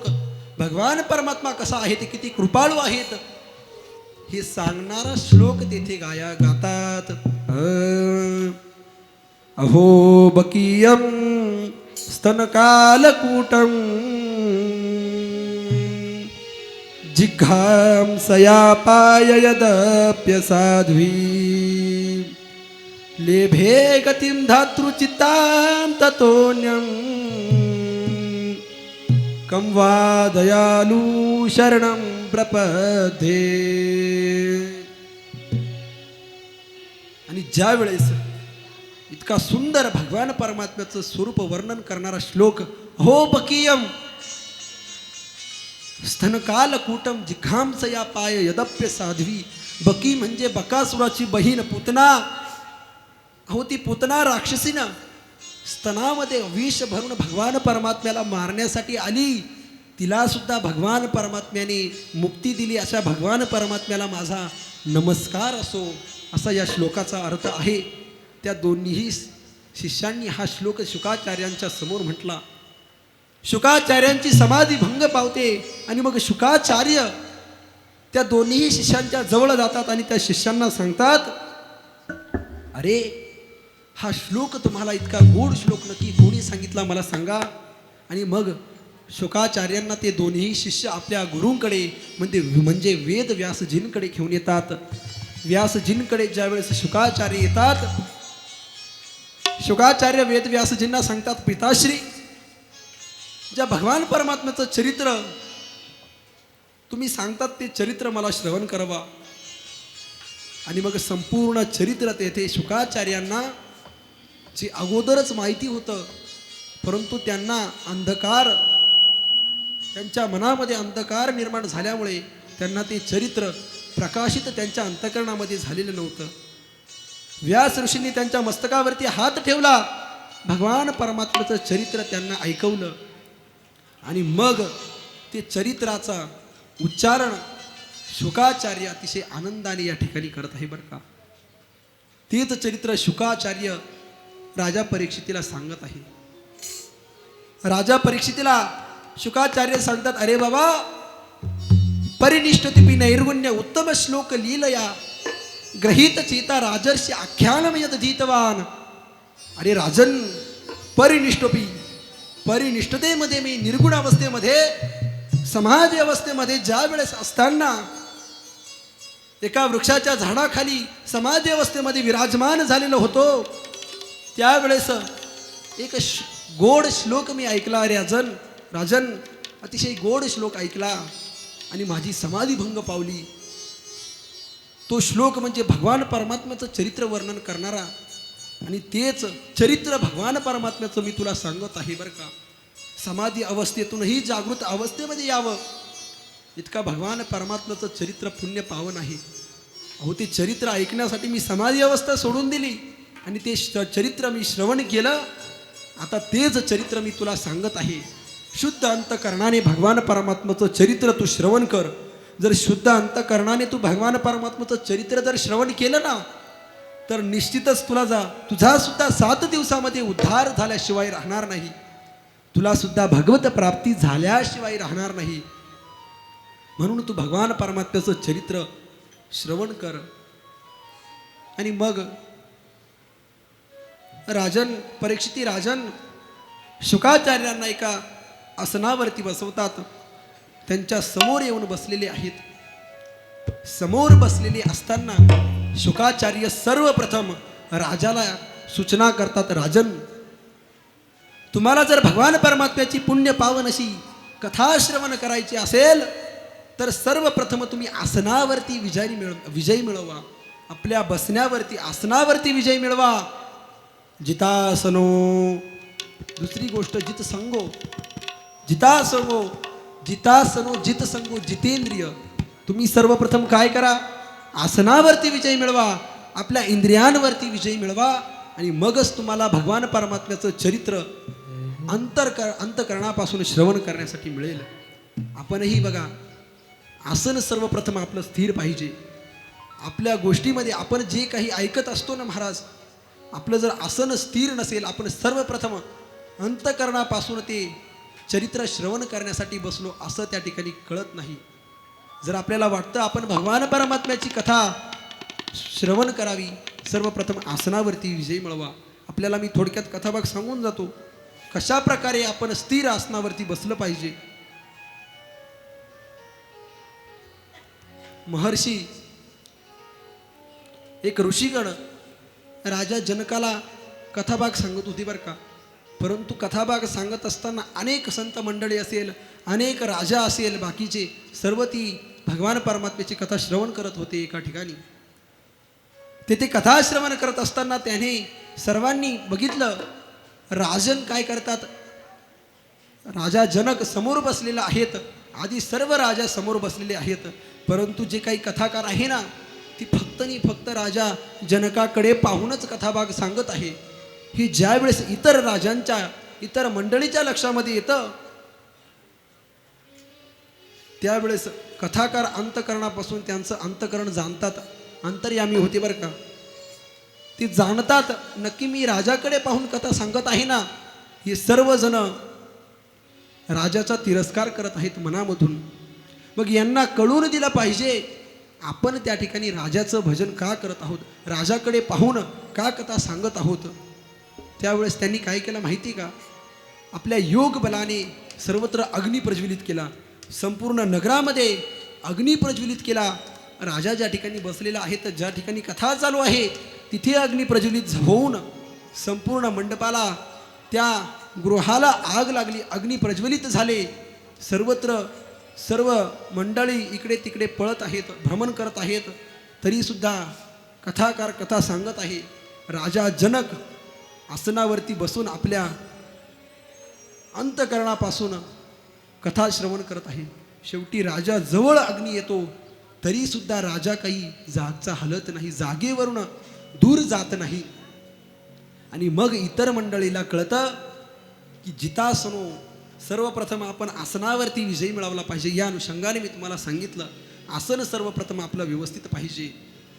आणि मग शुकाचार्य परीक्षिती राजांना सांगतात, राजन इंद्रियांवरती विजय मिळव, इंद्रिय आपले मनामध्ये ठेव, ताब्यामध्ये ठेव, आणि मग भगवान परमात्म्याची कथा तू श्रवण कर, तरच तुला भगवान परमात्म्याची तुझ्यावरती कृपा होईल.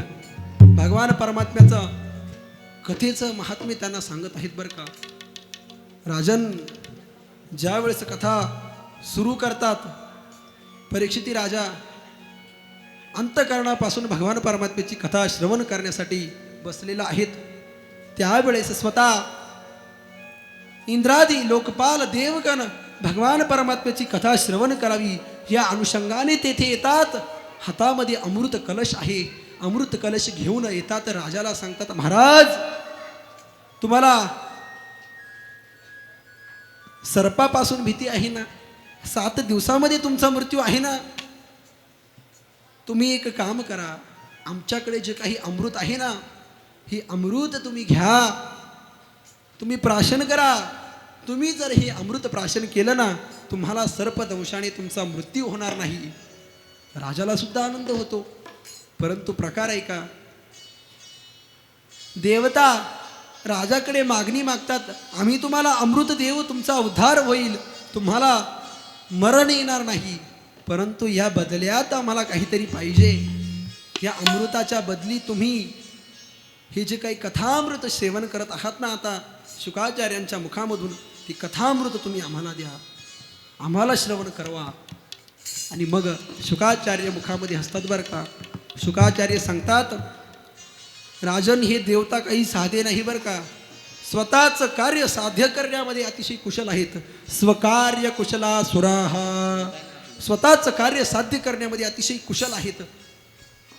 हे काय करणार आहेत, तुला अमृत देणार आणि कथामृत भगवान परमात्म्याची कथा स्वतः सेवन करणार, असा यांचा प्रयास आहेत. तुम्ही काय करा, यांना हे अमृत देऊ नका बरं का. कारण ह्या भगवान परमात्म्याच्या कथामृताची आणि या स्वर्गामृताची काही तुलना होऊ शकेल का नाही. भागवत ग्रंथामध्ये सुंदर श्लोक आलेला आहेत. क्व कथा लोके क्व काचक क्व मनीर महान क्व काचक क्व मनीर महान. अरे काच कुठे? एखाद्या आपल्या जवळच बंगला आहेत, आपण आपल्या बंगल्याला काचा आहेत. एखादी काच असेल आणि एखादा मणी असेल, दोन्हीही चमकतात, परंतु त्यांची तुलना करू शकत नाही आपण. मणी अतिशय मौल्यवान असतो आणि काच अतिशय हीन दर्जाची असते, म्हणून त्यांची तुलना होऊ शकत नाही. त्या पद्धतीने भागवत कथामृताची आणि स्वर्गामृताची तुलना काही होऊ शकणार नाही. म्हणून तुम्ही यांची तुलना करू नका, यांना काही अमृत देऊ नका. इतकं भगवान परमात्म्याची कथा अतिशय गोड आहेत. परंतु आज आपल्या वेळेची मर्यादा या ठिकाणी संपुष्टात आलेली आहेत. आजच्या कथाभागामध्ये आपण श्रवण केलं, भागवताचं महात्म्य श्रवण केलं,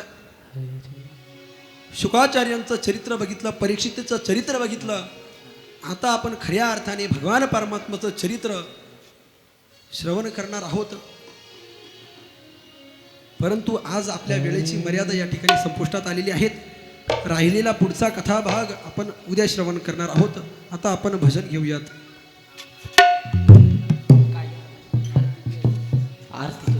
भगवत भगवान की ये आरती, पापियों को आपसे तारते. श्रीमद् भागवत भगवान की ये आरती, पापियों को पाप से तारते. पापियों को तारती, पापियों को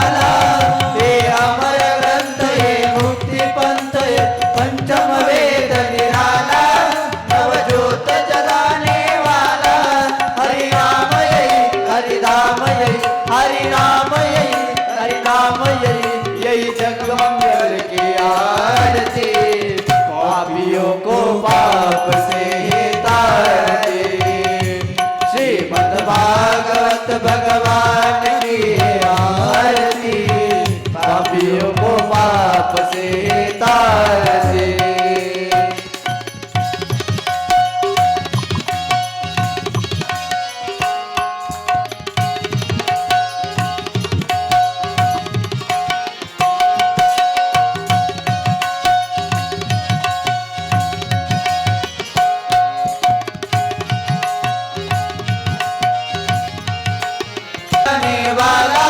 हरिदर्श दिखाने वाला, ये शांति गीत पावन पुनीत पापों को मिटाने वाला.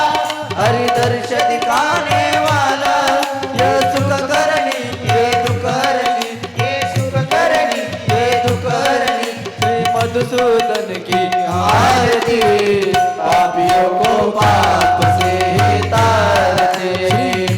श्रीमद् भागवत भगवान की आरती, पापियों को पाप से तारते.